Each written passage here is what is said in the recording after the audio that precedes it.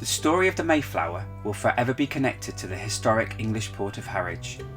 As the hometown of the master of the ship which sailed the pilgrims to the New World, the role of the place, which Elizabeth I called a pretty town, plays a special part in the iconic ship's history. With Christopher Newport, captain of the expedition that founded Jamestown, Virginia, also hailing from Harwich, the town's roots in American history are strong and deep. Harwich was a thriving and important English port in the 1600s, possessing shipbuilding yards, ship owners, sea captains and seamen. The Mayflower was commanded and part owned by her master, Captain Christopher Jones, who was among the Harwich elite.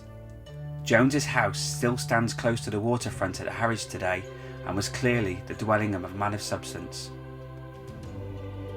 Jones's connection with the Mayflower as her master and part owner dates from 1609, and the ship was designated as of Harwich in the port books of 1609 to 1611.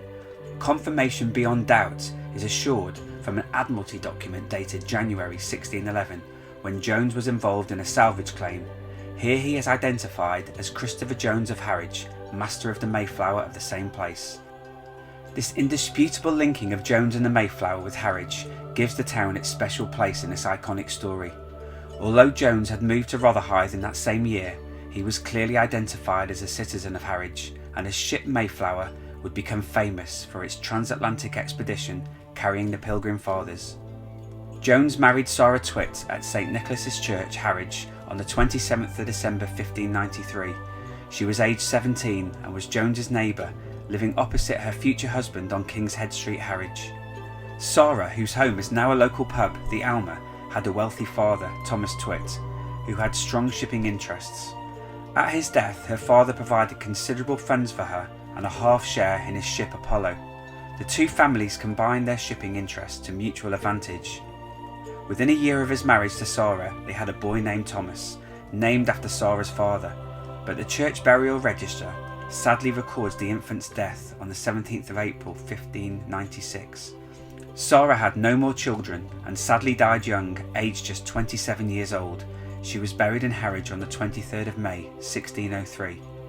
Jones married his second wife, Josiane Gray, widow of Richard Gray, aged 21, at St Nicholas's Church in Harwich a few months after his first wife, Sarah's death. Josiane had seafaring relatives, and her late husband was a noted mariner, with friends among the captains of the 1588 Armada fleet, and which included treasure hunting in the Indies. This may have included attacks on Spanish treasure ships.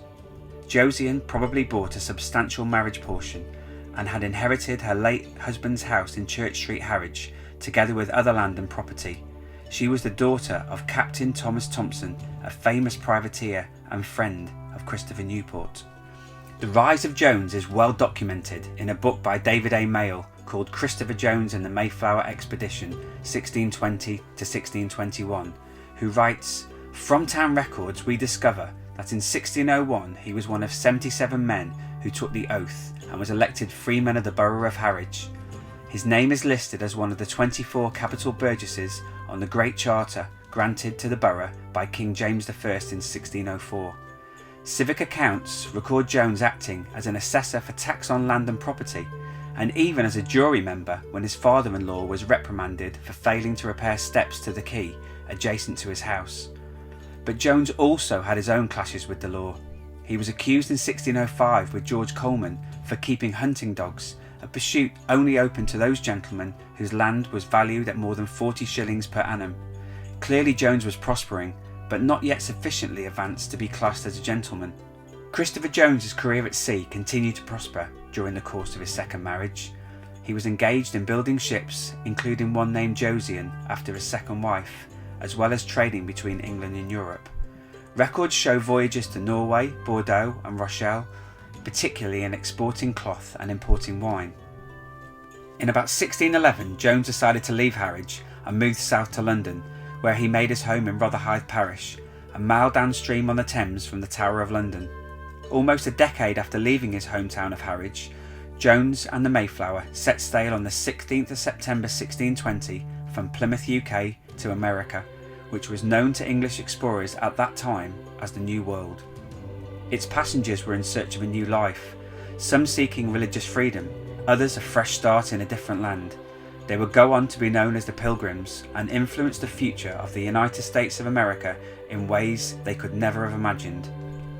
The Mayflower story is renowned for its themes of freedom and humanity, including the relationships first formed between the Native American Wampanoag tribe and the colonists, and the first Thanksgiving. And Master Jones was not the only Harwich resident on that iconic journey. He was joined by John Moore, a co-owner of the Mayflower and another esteemed resident of the town. The ship's cooper, John Alden, was part of an established Harwich family and is said to have joined the Mayflower at Southampton. John was related to Christopher Jones by marriage and is established as the first of the ship's passengers to set foot on American soil. His descendants include Dick Van Dyke and Marilyn Monroe. Richard Gardner from another Harwich family is a source of some controversy as to whether he was a passenger or a crew member, but he definitely seems to have been an experienced seaman. Whatever his role, he was certainly part of a notable Harwich contingent aboard the Mayflower. And today, more than 30 million people can trace their ancestry back to the 102 passengers and around 30 crew that Christopher Jones of Harwich carried aboard his Mayflower ship on that historic journey. A journey that changed the course of history, had its roots very much in a town found in north-east Essex, Harwich, the home of the Mayflower.